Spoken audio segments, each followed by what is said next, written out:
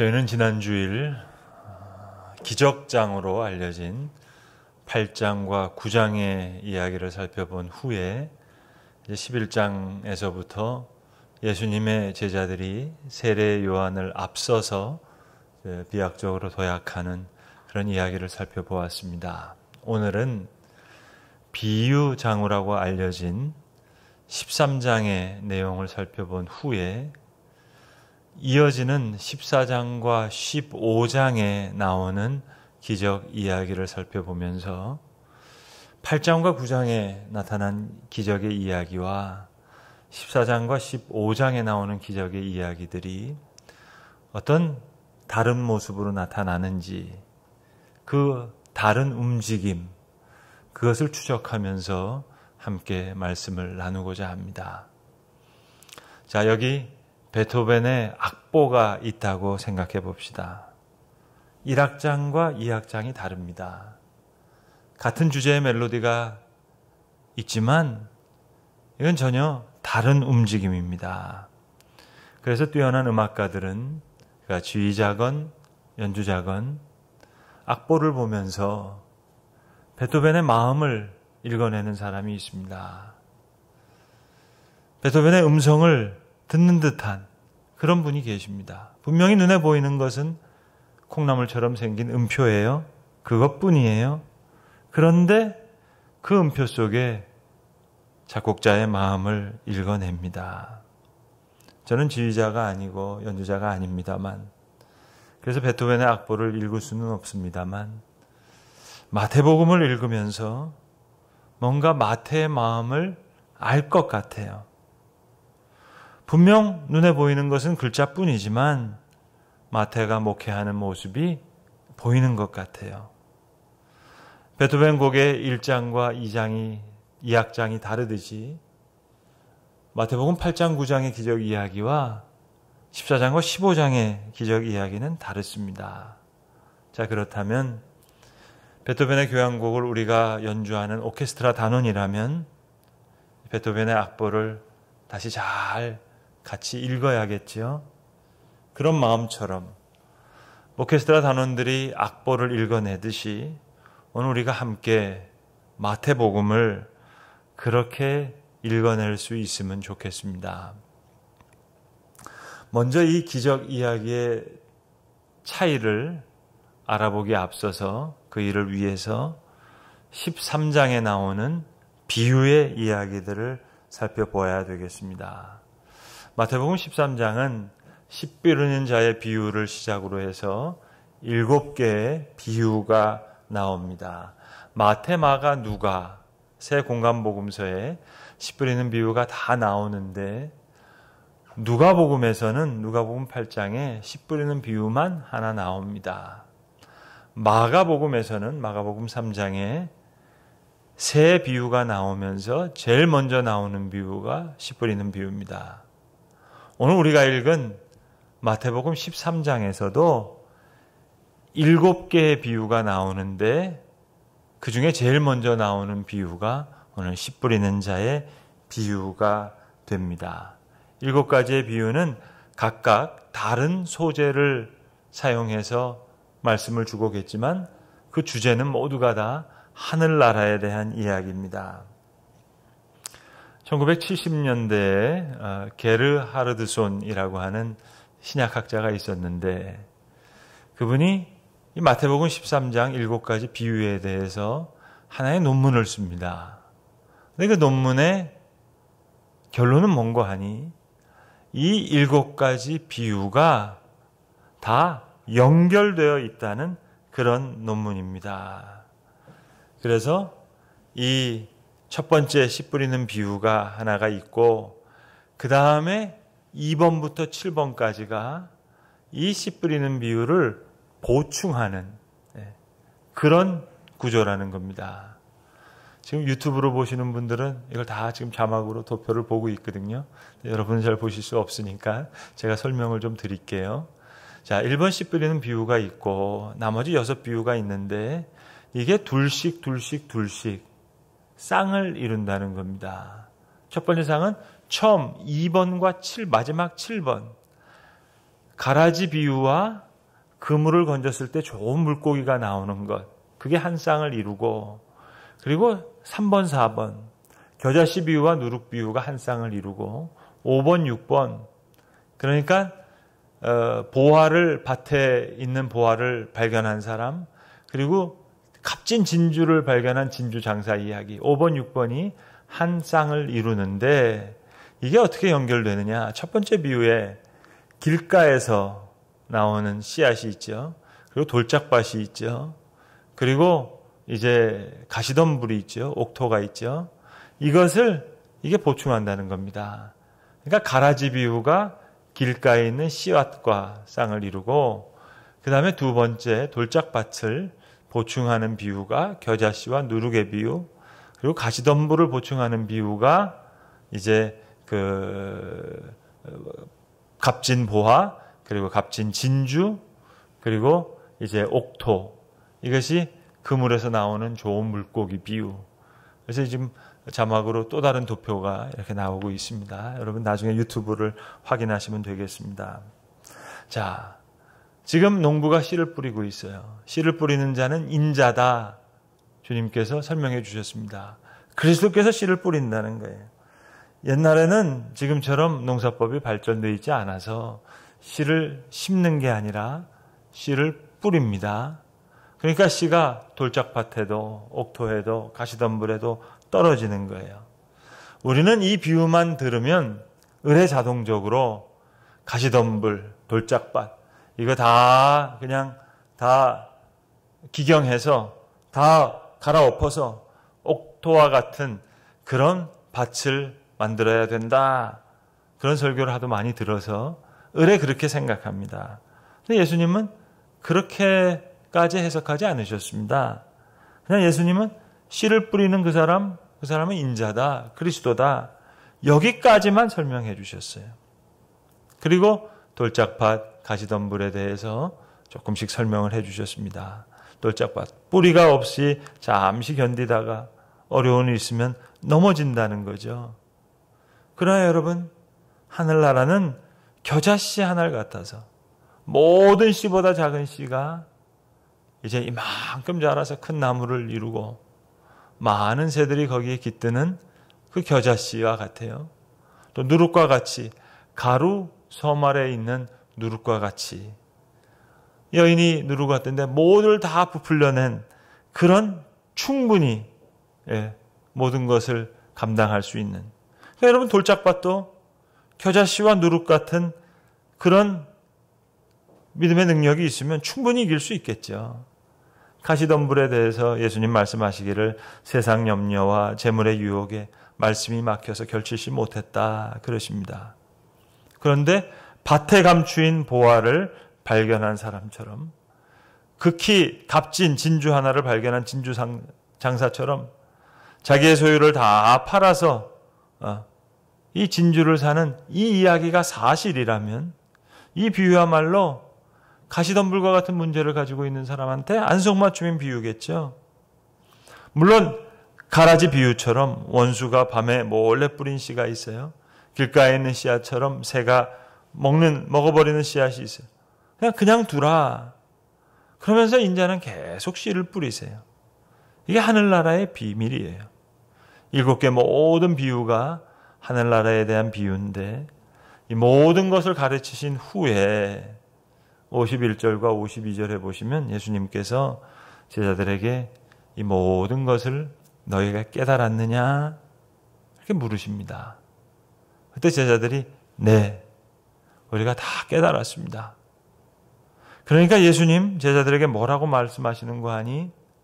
이제 너희들이 보물창고를 다 가진 집주인과 같이 되어서 새 것과 옛 것을 다 그 곳간 안에서 내어놓는 것과 같다. 그렇게 말씀하세요. 알곡과 같은, 옥토와 같은, 돌짝밭을 이길 수 있는 겨자씨와 누룩의 비밀도 알겠어요. 가시덤불을 이길 수 있는 보화, 또 진주장사의 비유도 알겠어요. 이제 옥토와 같이 열매를 많이 맺는 그물에서 건져진 좋은 물고기 같이 되는 하늘나라의 비유를 다 배웠어요. 그러니까 주님께서 이제 너희가 보물 창고에서 이것저것을 다 내놓을 수 있는, 곳간에서 다 내놓을 수 있는 집주인과 같은 천국의 서기관은 그런 사람이다. 그렇게 말씀하세요. 자, 이제 제자들이 경험하는 기적은 다른 차원의 기적이에요. 14장에서 세례 요한이 죽습니다.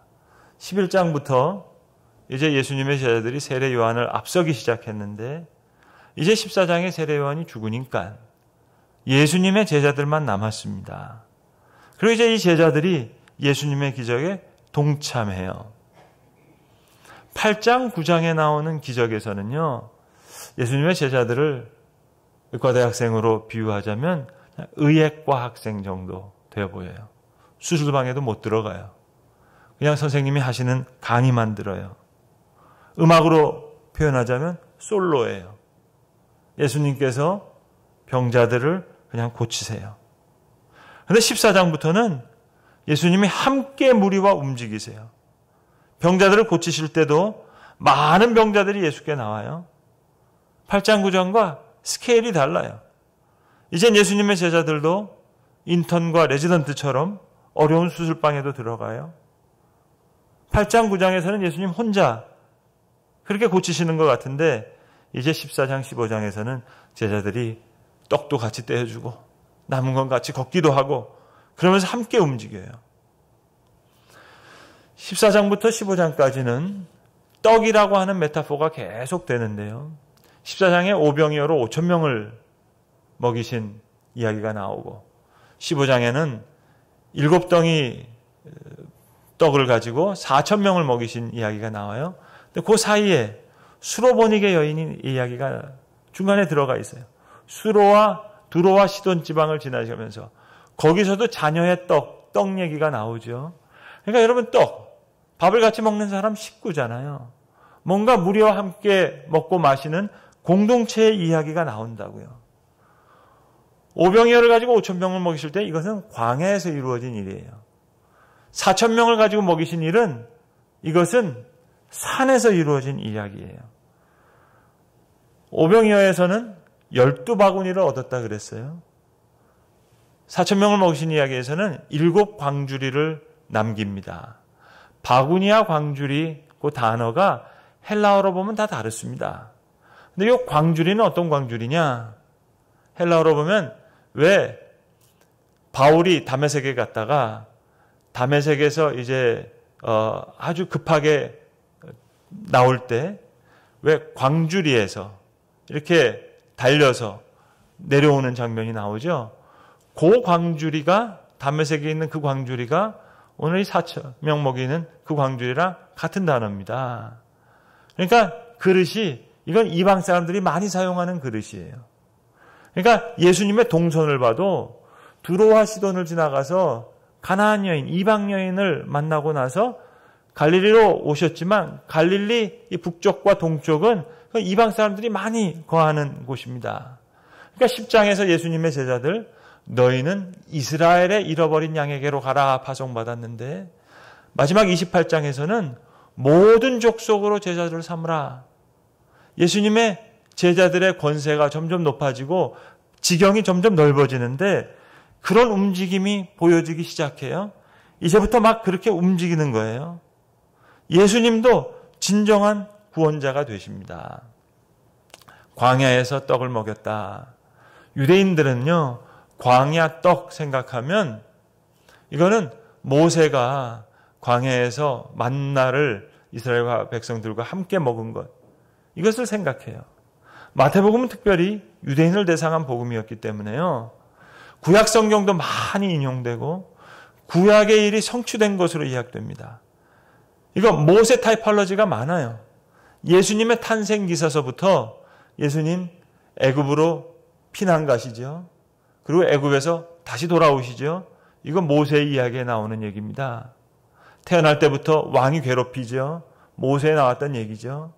그리고 베들레헴에서 2살 어린 아이들 다 죽죠. 모세가 태어날 때 어린 아이들이 다 죽잖아요.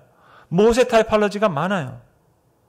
자, 모세는 이스라엘 백성들을 광야에서 하늘에서 내려주신 만나를 먹었어요. 그런데 예수님께서 광야에서 축사하시고 직접 하나님처럼 하늘에서 만나를 내려주신 하나님처럼 그 기적을 보여주시는 거예요. 이스라엘 백성들이 홍해를 건넙니다. 두려움에 떨고 있는 자들이 이제 홍해가 갈라지는 경험을 하는 거예요. 배를 타고 다니는데 풍랑이 있어요. 너무 두려워해요. 산에서 기도하신 예수님께서 물 위를 걸어서 예수님이 제자들을 만나주시는 거예요. 제자를 함께 보듬어 안으시고 그리고 이제 떡을 먹이시면서 뭔가 믿음의 무리들을 만들어 가시는 거예요. 8장과 9장에서는 죄사함을 선포하시고 치유하시고 복음의 얘기를 들려주시고 마태 한 사람을 부르셨어요. 그런데 이제는 여러 믿음의 공동체 무리들을 만들어 가시는 거예요. 떡을 떼시면서. 베토벤의 운명구양거 꽝꽝꽝꽝 하면 운명과 같이 뭘 이야기하고 싶은 것이 있는가 보다 하는 것처럼 마태는 지금 보여주고 싶은 어떤 움직임이 있어요. 예수님도 그렇게 움직이세요. 애굽으로 가셨다가 애굽에서 나오셔서 이제 갈릴리로부터 광야에 나가셔서 떡을 떼시고 예수님도 움직이시고 제자들도 움직이고 세례 요한으로부터 앞서기도 하고 이제 세례 요한이 죽고 설교를 들려주실 뿐만 아니라 이제는 13장에서 하늘나라의 비밀을 비유로 다 설명해 주시고 다 알아들었느냐? 네, 다 알아들었습니다. 그렇다면 이제 보물창고를 가지고 있는 집주인과 같이 되었구나. 그러면서 이제 오병이어로 5,000명을 먹이실 때 이제는 의역과 학생이 아니에요. 인턴 레지던트처럼 앉히고 먹이고 바구니로 담고 그러면서도 계속 떡 모티브가 계속되네요. 14장과 15장의 기적을 통해서 더 굳건히 세워주시는 공동체로 세워주시는 떡을 함께 떼는 그런 모습으로 나타나는 거예요. 움직임이 점점 커져요. 베토벤의 악보로 치자면 13장부터 15장까지는 한 2악장 정도 되는 것 같아요. 물론 3악장과 4악장이 아직 남았어요. 근데 2악장에서 이제 더 잘 알겠어요. 주제 멜로디를 더 잘 알겠어요. 아버지의 마음을 더 잘 알겠어요. 하늘나라의 비밀을 조금 더 알 것 같아요. 마태에 애쓰는 흔적이 보여지는 것 같지 않으세요, 여러분? 마태가 이렇게 목회하셨겠구나. 마태가 목회하는 그런 모습이 좀 그려지지 않으시나요? 마태가 이렇게 설교하셨겠구나. 목회자 마태가 그의 믿음의 공동체를 이런 움직임을 가지고 이런 믿음의 공동체를 빚어내기 위해서 이렇게 애쓰셨겠구나.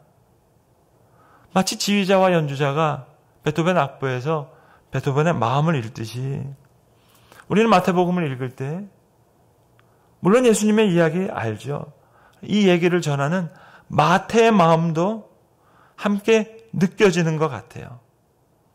같은 예수님의 이야기를 들려주지만 마태가 들려주는 방식이 달라요. 예수님의 움직임, 제자들의 움직임, 이것이 아마도 믿음의 공동체를 향한 목회자 마태의 마음이었겠죠. 비유와 기적이 둘이 아니에요. 비유는 기적을 요약하고 있어요. 그리고 그 기적은 비유로 들었던 말씀이 나타나는 사건이에요. 겨자씨 얘기만 들었는데 오병이어로 5,000명을 먹이시네요. 누룩 이야기로만 들었는데 4,000명을 먹이시고 7광주리가 남네요. 비유가 이야기만이 아니에요. 실체예요. 수로보니게 여인을 만났어요. 주여 올소이다마는 개들도 제 주인의 상에서 떨어지는 부스러기를 먹나이다. 너의 믿음이 크다. 보아 감추인 밭을 산 값진 진주를 산 진주 장사의 이야기가 이야기로만 들었는데 수로보니게 여인의 모습 속에서 그 이야기가 나오네요. 1장에서는 중풍병자, 한 관리의 딸, 예수의 겉옷을 만진 한 여인, 두 맹인. 그런데 2장에서는 그들이 거네사렛 땅에 이르니 사람들이 그 근방을 두루 통치하여 모든 병든 자를 예수께 데려오고 와서 예수의 옷자락에라도 손을 대게 하시기를 간구하니 손을 대는 자는 다. 1악장에서는 예수의 겉옷가를 만진 한 여인이었는데 이제는 옷자락에 손을 대는 자는 다. 마태복음에는 이런 무브먼트가 있어요. 예수님도 움직이시고 제자들도 움직이고, 이게 목회자 마태가 기도했던 바가 아닌가. 이게 목회자 마태가 애쓰고 수고했던 것이 아닐까. 그런 움직임. 거기 가운데 제자들이 변해요. 마가복음과는 완전히 반대입니다, 여러분. 마가복음에서 제자들은 못 알아들어요. 예수님께서 비유를 말씀하시는데도 마가복음은 못 알아들어요. 외부인들이 알아들어요. 그래서 외부인들은 점점 가까이 들어오고 내부인들은 점점 밖으로 나가요. 예수님 십자가 지실 때 제자들은 다 없어지고 여인들이 중심에 와서 예수님의 십자가를 지켜요. 무덤을 찾아가기도 하고. 이게 마태의 신학이에요. 마가의 신학입니다. 마가복음은 베드로복음이기 때문에 청년 마가가 벌거벗은 몸으로 예수님 잡히시는 장면에 도망가기도 하고 베드로도 부인하고. 그런데 마태복음은 아니에요. 제자들이 점점 권세를 얻어가요. 이게 마태의 신학이에요. 하늘과 땅의 모든 권세를 내가 너희에게 준다. 모든 족속으로 제자를 삼으라. 내가 세상 끝날까지 너희와 항상 함께 있으리라. 1장 임마누엘로부터 시작해서 마지막 장까지도 임마누엘로 끝나요. 마태의 신학과 마가의 신학이 달라요. 베토벤과 바하가 다르듯이 달라요. 마가의 신학도 필요하고 마태의 신학도 필요해요. 마가의 복음을 붙들고 눈물을 흘리면서 회개하고 마태복음을 붙들고 다시 힘을 얻을 수 있으면 좋겠어요. 마태가 그렇게 목회했을 것 같은 그 모습이 생생하게 상상이 돼요. 여러분, 13장 51절과 52절을 한번 찾아보시겠어요? 유튜브로 보신 분들 좀 찾아보세요. 제일 중요한 대목입니다. 오늘 설교의 최종 결론입니다. 7가지 비유를 다 말씀하신 후에 예수님께서 물으셨어요. 모든 것을 다 깨달았느냐? 자, 그러면 제가 여러분 묻습니다. 한 분도 빠짐없이 성경책을 찾아서 13장 51절, 52절을 읽으시고 이 질문에 대답해 보세요. 51절, 52절 예수님 주신 말씀, 예수님의 8번째 비유일까요? 오늘 설교에서 제일 중요한 대목입니다. 비유일까요? 아닐까요? 유튜브로 보시는 분들 다 찾아서 한번 읽어보세요. 비유로 읽혀질 수도 있는데요. 제 눈에는요, 비유를 다 이해한 제자들을 향한 예수님의 선언처럼 그렇게 보여줘요. 너희 비유 다 이해했니? 네, 다 이해했습니다. 그래? 그렇다면 너희는 마치 보물창고를 가지고 그 곳간에서 옛것과 새것 모든 것을 다 내놓을 수 있는 집주인과 같이 되었구나. 모든 것을 다 꺼낼 수 있어요. 5병을 가지고 5,000병을 먹일 수도 있고 7개의 떡을 가지고 4,000명을 먹일 수도 있어요. 이방인을 향해서 7광주리를 남길 수도 있고 유대인을 향해서 12바구니를 얻을 수도 있어요. 돌짝밭 뿌리가 없어 잠시 견디다가 넘어졌어요. 겨자씨의 비유를 진짜 알았다면, 누룩의 비유를 진짜 알았다면, 그 비유가 실체가 된다면 돌짝밭도 다 극복할 수 있겠죠. 가시덤불, 세상의 염려와 재물의 유혹에 말씀이 맡겨서 결실하지 못했다. 진주장사의 비유를 진짜로 이해했다면, 밭에 감추인 보화의 비유를 정말 이해했다면 가시덤불 극복할 수 있겠죠. 어떤 학자의 논문을 읽고 이해했다는 얘기가 아니고요. 도표를 보고 이해했다는 얘기가 아니고요. 너희가 이 비유를 다 이해했느냐? 37절에서 좋은 씨를 뿌리는 자는 인자여 임마누엘 주님께서 오늘도 좋은 씨를 뿌리시대요. 밭은 세상이고 좋은 씨는 천국의 아들들인데 인자가 천사를 보내리니 의인들은 자기 아버지의 나라에서 해와 같이 빛나리라. 말로만이 아닌 실제예요. 오병이어의 사건에서 겨자씨의 비유가 실제로 되는 것을 봤어요. 칠병이어의 사건에서 이방인들까지 먹이는 사건을 봤어요. 모든 족속으로 제자를 삼는 그 제자가 되는, 너희가 이 비유의 뜻을 다 깨달았느냐? 네, 다 깨달았습니다. 그렇다면 보물창고와 같은 모든 곳간에서 새 것과 옛 것을 다 꺼낼 수 있는 집주인과 같이 되었구나. 5,000명을 먹이고 12바구니를 걷고요. 4,000명으로 7광주리를 걷고요. 유대인으로부터 이방인에까지 이르는 모든 족속으로 제자를 삼는, 수로보니게 여인을 만났으니까 여기 보니까 하이 기적이 실제적인 삶에 나타나네요. 무리를 거시는 주님 보니까 값진 진주, 비교가 안 되죠. 그야말로 밭의 감주인 보아지요. 이야기로 이해되는 비유가 아닌 기적을 이루는 실제입니다. 너희가 이 비유를 다 깨달았느냐? 네, 그러하오이다. 그렇게 비유의 말씀을 이해하고, 그렇다면 이제 이 곳간에서 새 것과 옛 것을 다 꺼낼 수 있는 집주인과 같이 되었다. 이런 기적을 이루는 실제를 경험하는 그 귀한 은혜가 저와 여러분에게도 있기를 간절히 기도합니다. 기도하겠습니다. 아버지 하나님, 여러 비유의 이야기를 우리에게 들려주셨습니다. 그 비유의 이야기를 다 들려주신 후에 제자들에게 너희가 이 비유를 다 깨달았느냐? 네, 그러하오이다. 다 깨달았습니다.